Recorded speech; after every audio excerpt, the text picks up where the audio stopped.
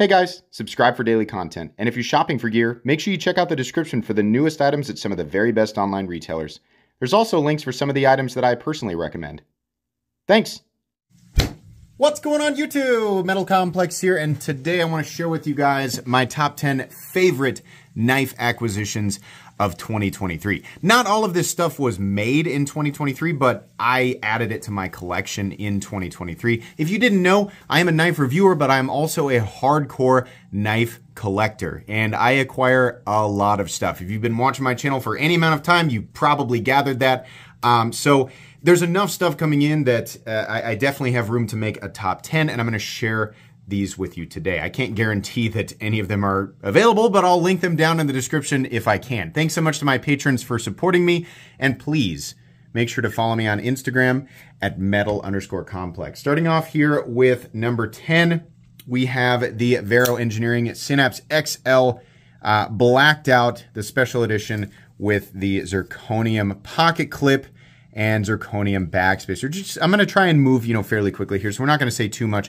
I'm a big fan of Vero knives, big fan specifically of the Synapse XL, but this all black one with the polished zirconium clip and backspacer, I just could not say no to that. I really hope that he does more of these in the future. This is definitely the coolest variant that I've seen. By the way, this is end-cut carbon fiber here. I wish that more companies would do polished zirconium as accents on their knives because it just looks awesome. Moving on here to number 9, and that's going to be the SOCOM Bravo, but specifically the blacked out version. I think these actually came out slightly, maybe like late 2022. I can't remember. I picked this up, and I have the standard one, the drop point with the blasted blade or whatever. This all black version is just like the most ridiculously tactical looking knife. Riot did an excellent job with these, and people are on one side of the fence or the other, whatever. You can think whatever you want. I picked this up because I think it looks awesome. This is one of the most wicked Tanto blades I've ever seen, and this just looks so good. This is also one of the only Microtech knives I own where Microtech did not try to print a short story on the blade. I don't know what their deal is with putting paragraphs and Microtech, if you didn't know, this is a Microtech. Like, yeah, we know, we get it. You've been telling us for 20 years, This looks excellent. It's a great example of how good some Microtech knives look when they don't put that giant paragraph on there. This is truly a phenomenal knife, and if you, this is one of those that's actually available, so if you're on the fence about it, it's expensive, and you don't have to go with the black one, which is kind of a ridiculous, markup for it just being black. I mean, it's an actual coating. It serves a function, not just paint. But still, though, the SOCOM Bravo in general is a really, really awesome knife. And if you are a collector enthusiast or if you plan to use it, it's just a great one. Moving on here, this is definitely a crowd favorite and definitely one of my favorite in my collection. And that's the KEF Rotten Evo, the most recent version with the polished black DLC. This thing is just insane, and I never see it as a fingerprint magnet too.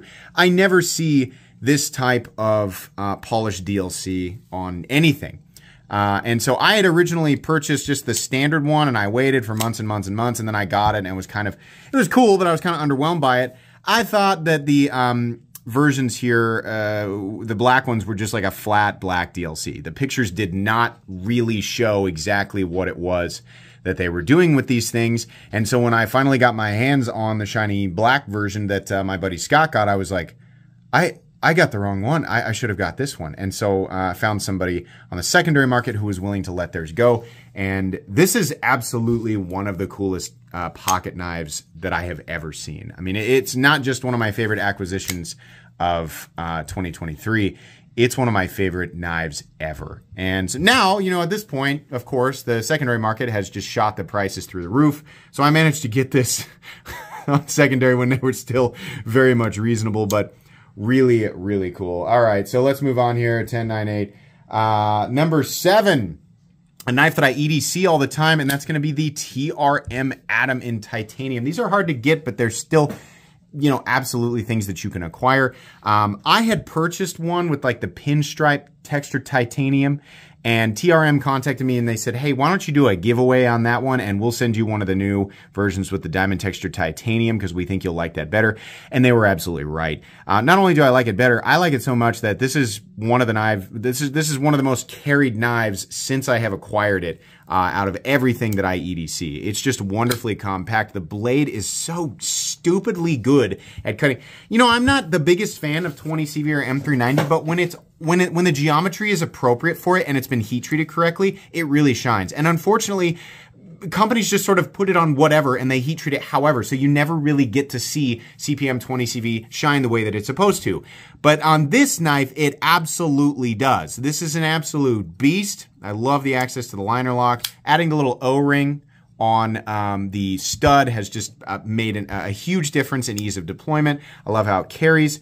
Just love everything about this knife. It's really, truly spectacular. Moving on here to number 6, a knife that definitely was not released in 2023, but I finally got my hands on one this year, and that's the Strider Performance Series SMF in full titanium. They did a run of these.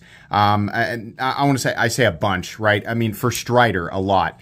And they were actually obtainable, which is amazing. I have wanted one of these knives for so long. I like the SNG, it's a good size, but I've always just wanted the SMF.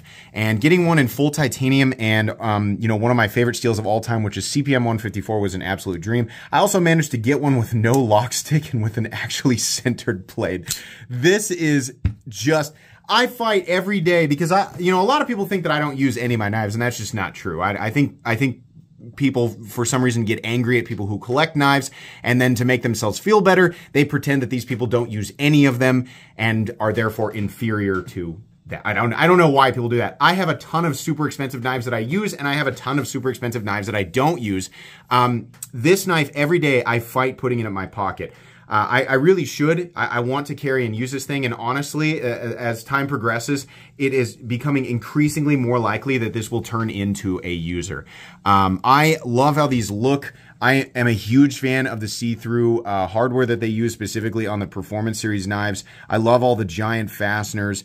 And, you know, in a lot of ways, this is kind of, you know, it's a knife of the past. It absolutely is. I mean, innovation and just machining complexity have come so far. And in a lot of ways, this knife kind of looks prehistoric, but I've always been a huge fan of the blade profile. Absolutely the ergonomics, especially the SMF has some of the best ergonomic lines that exist.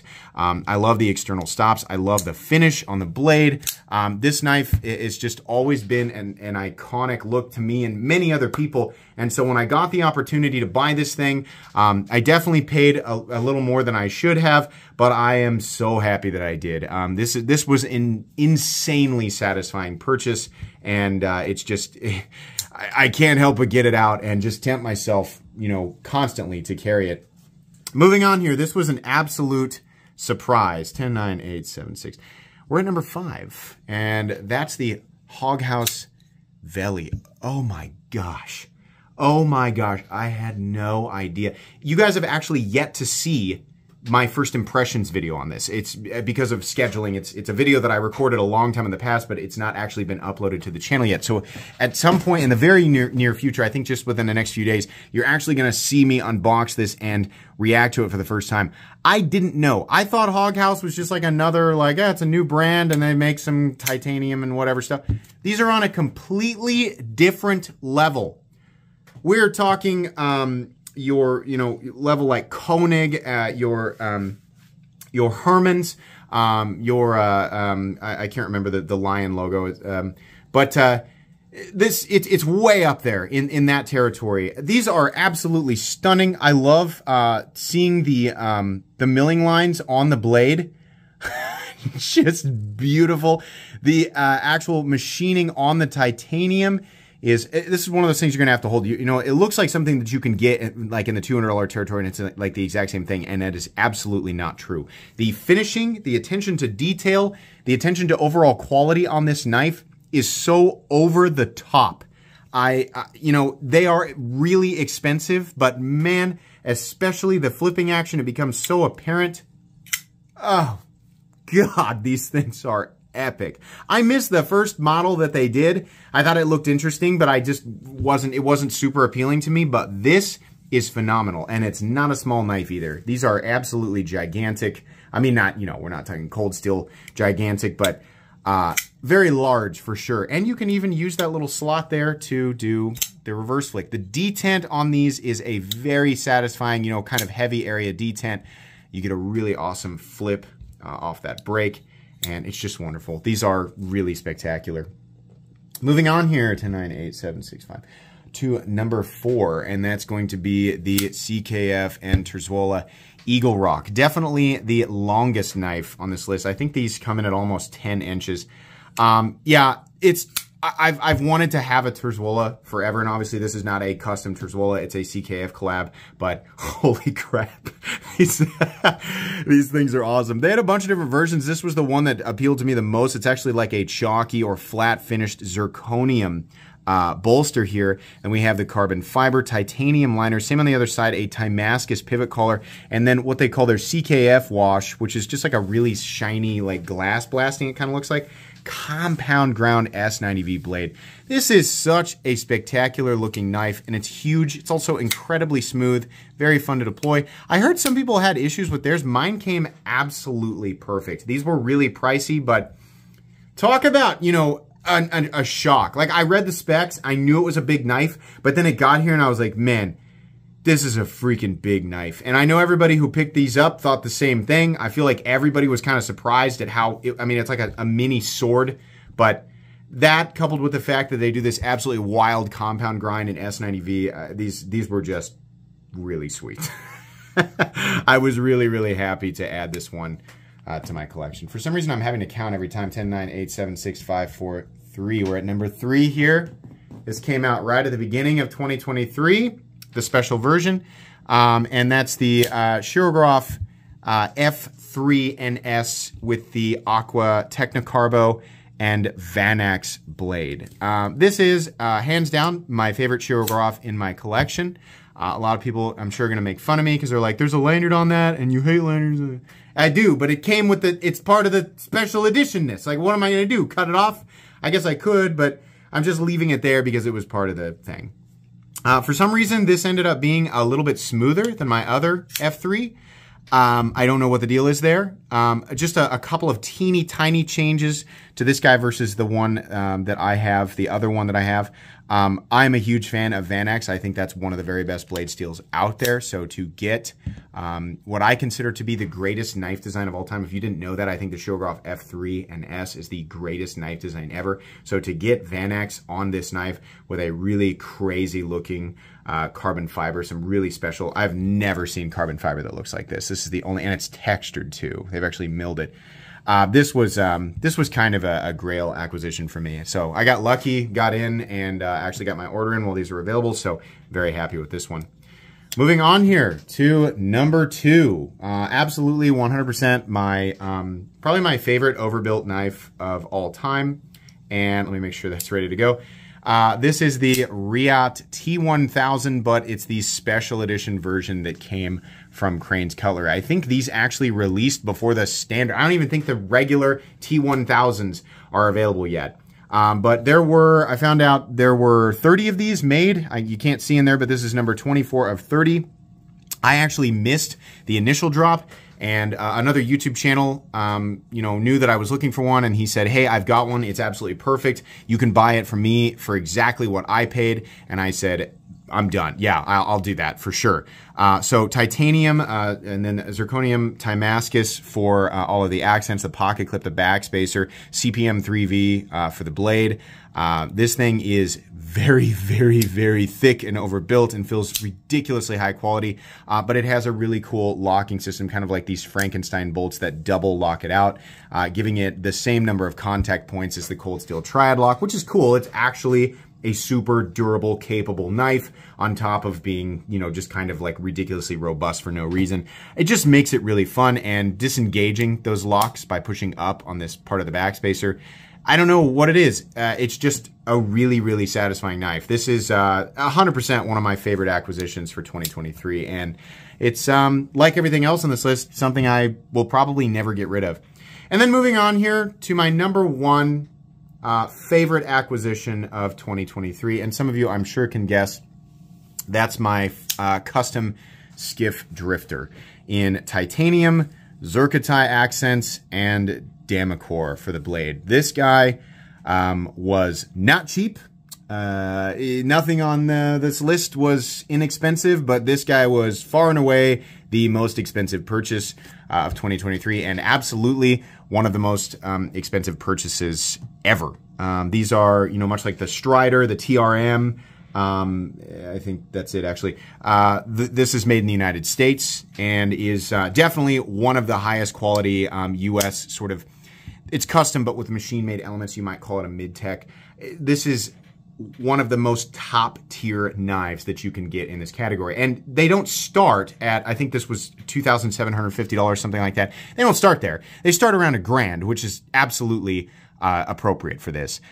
This will not be my last skiff. It was my first skiff, and I definitely should have bought it a long time ago, but this will not be my last one. I will be purchasing another one, you know, down the road for sure. But I've just been infinitely satisfied with this, and I can't resist Damacor. I mean, this stuff is on another level. Essentially, this is a Damasteel jacket. So you have RWL 34 and PMC 27 as the jacket, and then the core is Vanax, or it's the Damasteel company's version of Xanax. That's a pretty epic combination of materials. So to have that coupled with the beautiful machining that Skiff does and some zircotai accents, which is one of my favorite materials ever, I had to. I saw this listed at, I think it was PVK Vegas, and I said, I've got to pick that up. So anyways, that's going to be pretty much it. Hope you guys enjoyed. This was really just a lot of eye candy, but I know you guys like to see this stuff every now and then. Please make sure to follow me on Instagram at metal_complex. If you enjoyed this video, leave a like. If you'd like to check out my other content, I do, of course, have lots of videos of knives that are either expensive or inexpensive that I do or don't like, so check those out. And if you enjoy all my content, go ahead and click on that Metal Complex logo right there and subscribe, because there's definitely more coming. Thanks again for watching, everybody, and have a great day.